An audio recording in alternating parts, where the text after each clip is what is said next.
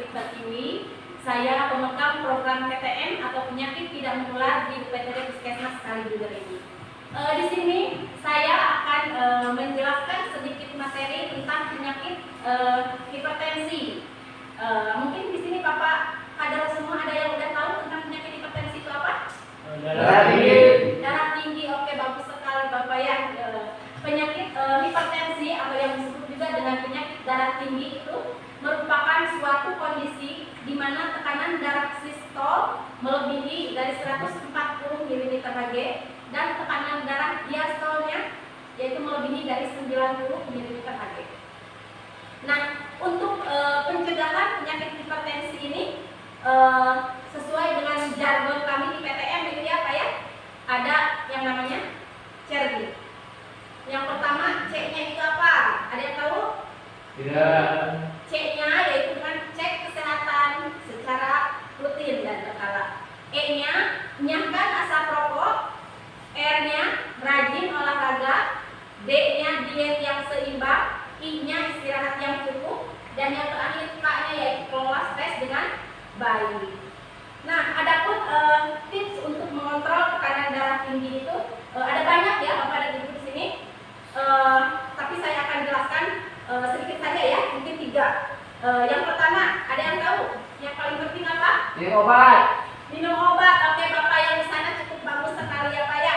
Minum obat secara teratur. Tapi ada yang lebih penting dari itu. Periksa, Bu.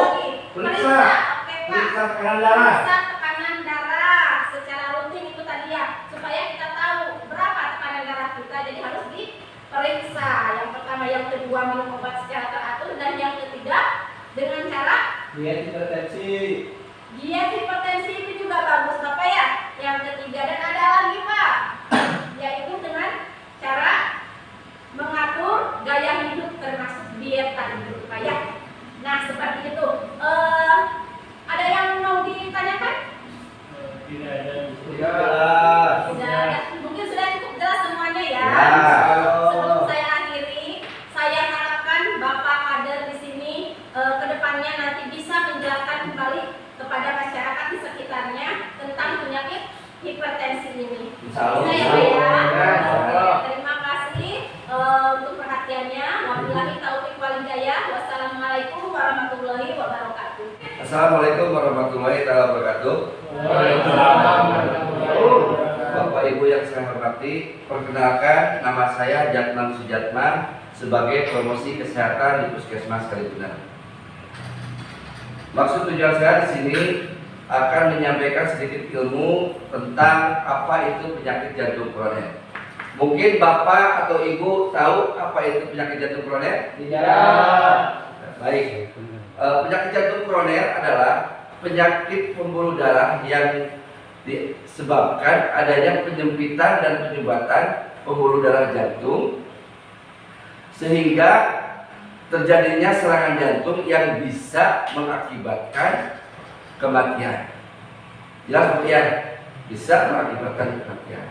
Nah, tanda dan gejalanya itu, yang pertama tandanya itu adanya rasa tidak nyaman dan sakit di dada selama lebih dari 20 menit, baik waktu istirahat maupun waktu beraktivitas.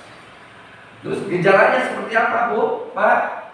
Gejalanya itu adanya keringat dingin, yang khasnya itu ya, adanya keringat dingin, terus ada lemes, rasa mual dan pusing Bu ya Pak. Nah, terus selanjutnya itu faktor resiko. Yang mana faktor risiko itu ada 2. Yang pertama faktor risiko yang bisa dimodifikasi, yang kedua yang tidak dapat dimodifikasi. Nah, di sini saya akan pertama menyampaikan apa itu faktor yang tidak dapat dimodifikasi.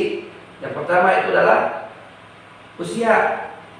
Selanjutnya jenis kelamin. Tidak mungkin kan jenis kelamin diganti-ganti. Terus terakhir adalah keturunan atau ras. Terus yang dapat dimodifikasi apa? Perokok berat atau yang suka merokok. Terus penyakit hipertensi, yang punya penyakit kencing manis, yang darahnya bukan darah tinggi, darahnya itu apa? Berat badan maksudnya. Berat badannya kegemukan atau obesitas, diet yang tidak sehat atau diet tapi makan segala dimakan lah gitunya. Terus yang selanjutnya stres, dan yang terakhir itu adalah peminum alkohol atau alkoholik. Nah, mungkin itu yang saya bisa sampaikan. Barangkali ada dapat dimusyawarakan atau ditanyakan, Bu, Pak? Cukup. Nah, besar harapan saya apa yang saya sampaikan barusan, Bapak dan Ibu nanti bisa menyampaikan kembali ke masyarakat apa itu tentang penyakit jantung koroner, agar semua masyarakat mengetahuinya. Terima kasih. Wassalamualaikum warahmatullahi wabarakatuh.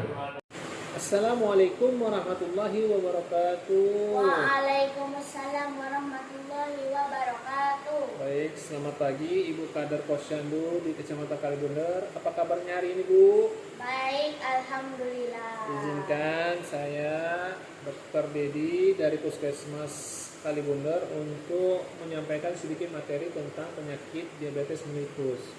Ibu-ibu tahu tidak apa itu penyakit diabetes mellitus? Belum tahu.